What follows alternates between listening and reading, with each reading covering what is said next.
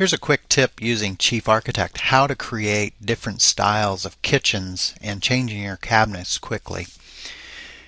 Once you've got your scene set up, it's a pretty easy process to change the cabinet colors, styles, and textures of the flooring, the countertops, and various elements. And I want to show you one approach on how to do that.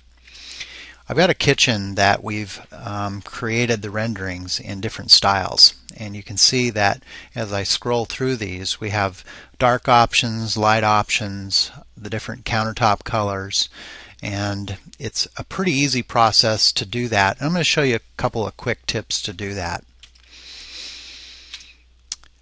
One of the things that I've done is I've kind of isolated, after maybe talking with the client, isolated what the cabinets are that would make the short list, or maybe these are cabinets that you might rep that are in the common repertoire of what you might sell. Let me go ahead and open up Chief Architect here. So I have a plan, and if you zoom in here, one of the things you're going to notice is I've got my kitchen space and I have my walls, and I've toggled those to invisible. By setting your walls to an invisible, maybe temporarily, allows you to zoom into a space and see exactly what you're looking at and get the right camera angle. It's very helpful for small rooms, maybe kitchens, maybe bathrooms. So in this particular kitchen, what I've done is I've set these cabinets that we showed in the previous screen that I'm going to use to update the kitchen. So if I zoom in here a little bit, the first thing that I can do is select the base cabinet that's black on the left hand side, and then down in the menu bar there is a set as default option. Now if I select that, watch what happens to all of my base cabinets in the design. It quickly takes the attributes from that base cabinet, the countertop, the hardware, the legs in some cases, and applies that to all of the cabinets in this particular room. Now I can do the same thing as I have this wall cabinet, select that as default again, and then the upper cabinets change. Let's go ahead and select the additional cabinet over here, set that as my default. And you can see not only did the the backsplash material change, but so did the door style. And if I want to come in and change, let's go ahead and select this other wall cabinet, set that as our default. You'll notice that one of the things that did not change was the crown molding. So I can use what's called the material eyedropper, select that. That's going to pick up any color in the room on another object, and now I can apply that. I'm going to change that from stain mode to paint mode. Now I can apply that to that particular object. So you can see how quickly you can make changes in here. So again, if you want to select the cabinet, make the change to set as default, you can see how quickly you can set that up. So that's one example of how you can set up your styles for your kitchen and go through some different scenes. And then you can use the advanced rendering technique. This is what we call ray trace rendering. You get reflections and create the different images that you can use to sell your design concept.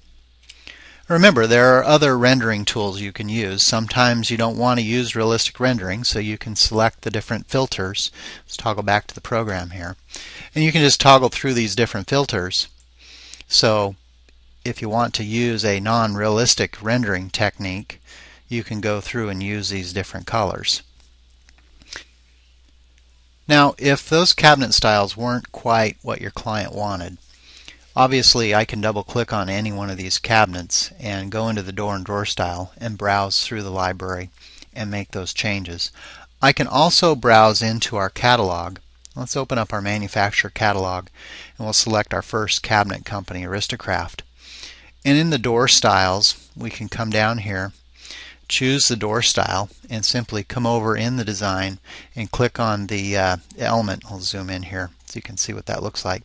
Click on the element and apply it. So you can go through, let's find a different looking door style here, and just come through and apply those as you go through. You can also go in to the colors, materials, and texture. So we can check the wood species, apply that.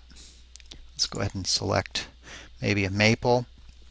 And then you can apply that to the door. Simply click on the element, apply it on a per door basis, or you can also apply it to the entire object, as I've done here.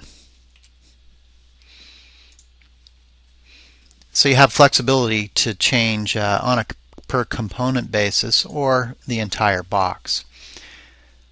Then you can browse in and find the different colors. So if I open up the color or the finishes that are offered in that, and you can find the style that you're after. And I can apply this either in a paint mode or in a stain mode. Notice this tool down here on the left, blend colors with materials. If I'm on that as a paint roller, that means a stain mode. If you zoom in here, you can actually see, you can still view the wood grain through there. And then if I change that to paint mode and I come over and paint this door to the left, you can see that it automatically paints the entire element as a solid color. So I'm going to go back up and change those door styles back so they all match.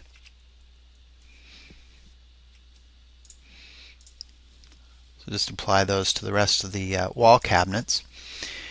And let's say that this manufacturer doesn't carry the color that your client's after, and they know a specific paint company that they like. They happen to know the paint code, and maybe it's a Sherwin-Williams, let's see,